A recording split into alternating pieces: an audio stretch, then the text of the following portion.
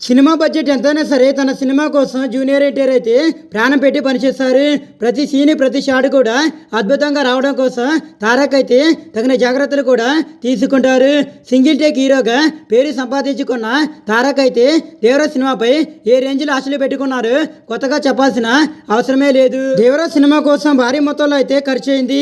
సముద్ర తీర బ్యాక్డ్రాప్ లో తెరకెక్కడం ఈ సినిమాకు ప్రాధాన్యత కూడా ఎక్కువ ఉండడంతో పాటు ఈ సినిమాకు డబ్బులను మంచినీళ్ళ ఖర్చు చేస్తున్నారు. రెమ్యూనరేషన్ తో కలిపి దాదాపు 300 కోట్ల రూపాయల రేంజ్ లో అయితే ఈ సినిమాకు ఖర్చు అయిందని అర్థమవుతుంది.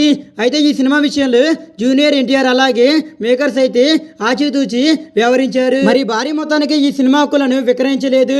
అందువల్ల బాలీవుడ్ ఇండస్ట్రీలో కూడా రిజల్ట్ ఆధారంగా ఈ సినిమాకు లాభాలు వచ్చేది లేనిది డిసైడ్ కానుందని కామెంట్లు అయితే వ్యక్తమవుతున్నాయి. Young tiger junior NTR brother Kalyan Ram కు కూడా ఈ సినిమా విజయం సాధించడం మరింత కీలకమైన సంగతి తెలిసింది.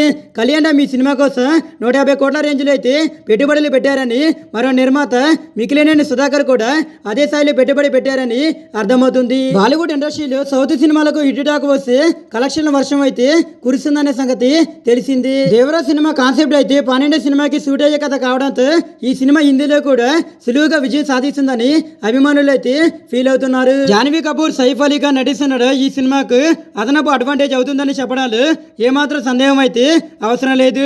దేవరా 1, దేవరా 2 కూడా బాక్సాఫీస్ భద్రత ఖాయమని అభిమానులు అయితే కోరుకుంటున్నారు.